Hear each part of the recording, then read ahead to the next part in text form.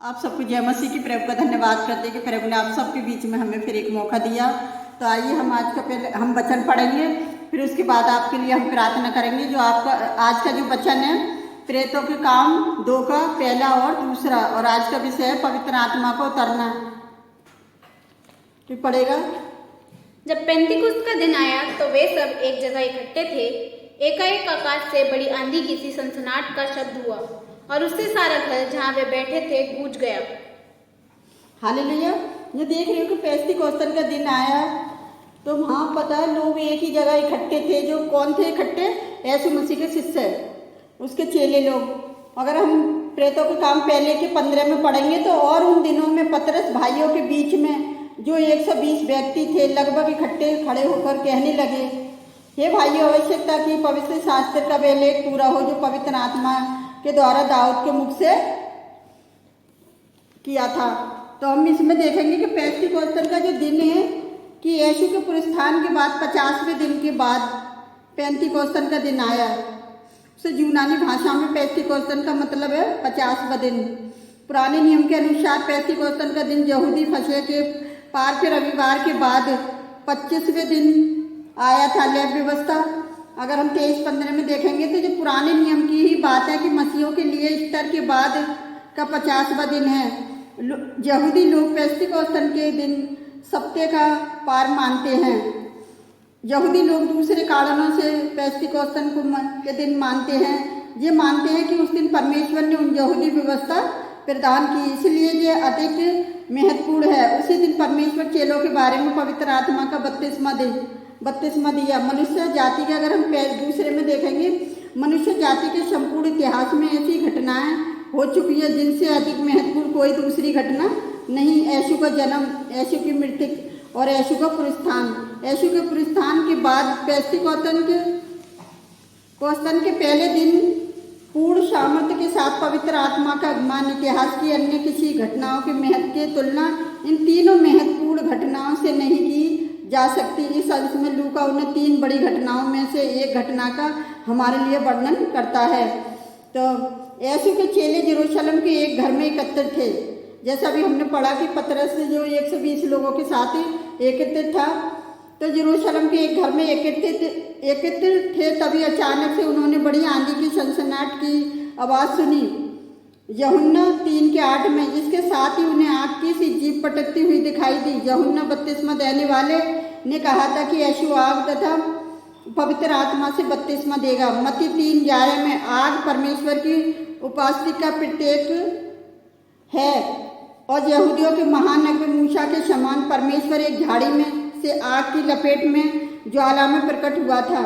निर्गम 3:2 में जब यहूदी लोग मिस्र की बदहाओं से बाहर निकले तभी परमेश्वर ने उन्हें मार्ग दिखाने के लिए आग के एक खंभे के रूप में उनके आगे चला। निर्गम 13:21 और 22 में जबकि आज विश्वासी लोग पवित्र आत्मा की उपस्थिति और शक्ति का अनुभव करते हैं तो प्रिय ये कहते हैं कि ये उनके हृदय में जलती हुई आग की तरह है। यह आग कभी नहीं जानी पाए। हालेलुया। तो जहाँ हमें पवित्र आत्मा के बपतिस्मा के बारे में बता रहा है कि किस तरह से यीशु मसीह ने कहा कि मैं तुम्हें आग का बपतिस्मा, पानी का बपतिस्मा। जब यूहन्ना आया तो कह रहा है कि मैं तो तुम्हें पानी से बपतिस्मा दे रही हूँ, जो मेरे पीछे आने वाला है वो तुम्हें पवित्र आत्मा से बपतिस्मा देगा। तो इसीलिए यीशु मसीह जो हमारे लिए गाड़ा गया, मारा गया और तीसरे दिन मुर्दों में से जी उठा, जितने लोग उस पर विश्वास करते हैं तो कहते हैं ना, वचन में लिखा है कि मार्ग और सत्य और जीवन मैं ही हूँ। तो यीशु मसीह मार्ग और सत्य जीवन है। तो मैं आप सबके लिए यही एक मैसेज देना चाहती हूँ कि इस विपत्ति के समय, जो कि बाइबल में लिख रही है कि अंत के समय में ऐसा होगा, और वचन में ये भी लिख रही है कि तुम्हारे बेटे बेटियाँ भविष्यवाणियाँ करेंगे। तो ये वो दिन आ गए हैं कि विपत्ति के दिन में तुम्हें क्या करना है कि ज़्यादा से ज़्यादा दुआ प्रार्थना करनी है। क्योंकि यीशु मसीह के जाने के बाद भी जो चेले लोग थे वो ज़्यादा से ज़्यादा दुआ प्रार्थना में लगे रहे कि हम इकट्ठे होकर प्रार्थना करें ताकि जो विपत्ति के दिन घटाए जा सकें। तो सब मिलकर प्रार्थना करें, और आइए आप भी हमारे साथ मिलकर प्रार्थना करें और इस बीमारी से ना घबराएं और दुआ करें एक दूसरे के लिए।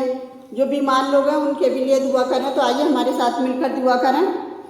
हालेलुया। धन्यवाद, धन्यवाद राजाओं के राजा, प्रभुओं के प्रभु, आपका धन्यवाद करते पिता कि आपने फिर हमें एक सुंदर समय दिया कि हम सबके लिए प्रार्थना कर सके। तो प्यारे जो परमेश्वर, आपसे विनती करती हूँ कि तेरा वचन पढ़ना व्यर्थ न जाए पिता। सचमुच उनके जीवन में पवित्र आत्मा का पिता बपतिस्मा ले सकें जो लोग विश्वास करते हैं प्यारे जो परमेश्वर, वो पवित्र आत्मा का दान पा सके मेरे जो परमेश्वर की आपके नाम को महिमा मिले, आपके नाम की तारीफ हो मेरे जो परमेश्वर की यीशु नासरी का हमारे जीवनों में आना व्यर्थ न जाए, सबके लिए एक आशीष बन जाए प्यारे जो परमेश्वर। मैं आज उन लोगों के लिए प्रार्थना कर रही हूँ पिता जो इस बीमारी से घबराए हुए पिता, जो परेशान है, जो बीमार है पिता, आप उन्हें छुएं और चंगाई दें प्यारे जो परमेश्वर। और जितने लोग हमारे साथ मिलकर प्रार्थना करते हैं पिता, आप उनकी प्रार्थना का भी जवाब दें। जो वो किसी भी समस्या के लिए, किसी भी बीमारी के लिए प्रार्थना करते हैं तो पिता आप उनकी बीमारी से उन्हें छुटकारा दें, उनकी बेरोजगारी से छुटकारा दें प्यारे जो परमेश्वर। कि इस बीमारी के समय वो ना घबराएं प्यारे जो परमेश्वर, क्योंकि इन दिनों का तो आनंद निकट है प्यारे जो परमेश्वर। उन्हें हिम्मत और ताकत दीजिए प्यारे जो परमेश्वर। आप उनके सर पर हो प्यारे जो परमेश्वर, जो आपके नाम को महिमा देते हैं प्यारे जो परमेश्वर की आपकी स्तुति, आपकी प्रशंसा हो पिता। जितने लोग इस वीडियो को देखते हैं, हमारे साथ बने रहते हैं प्रार्थना में पिता, उस घर के सभी बड़े बुजुर्गों के लिए, बच्चों के लिए प्रार्थना करते पिताजी। अपने लहू में ढाप लीजिए पिता और उनके आगे से हर बुरी नज़र को आपकी सूली तरह बांधते पिता। हर रोग यीशु मसीह के सामर्थ्य नाम से नष्ट हो पिता। अपने देश को आपके हाथ में देते, अपने दिल्ली शहर को आपके हाथ में देते प्यारे जो परमेश्वर। हमारे दिल्ली शहर में जितने लोग बीमार हैं आज वो यीशु मसीह के नाम से चंगाई और शिफा पाए प्यारे जो परमेश्वर। हम अपने देश के प्रधानमंत्री, राष्ट्रपति, सीएम को सबको आपके हाथ में देते हैं, उनकी काम करने में सहायता मदद करें। अपने देश के प्रशासन को भी आपके हाथ में देते हैं, डॉक्टरों को, नर्सों को, सभी स्टाफ को आपके हाथ में देते हैं प्यारे जो परमेश्वर। आपकी मदद के बिना कोई कुछ नहीं कर सकता पिता, सबको आपकी मदद की जरूरत है पिता।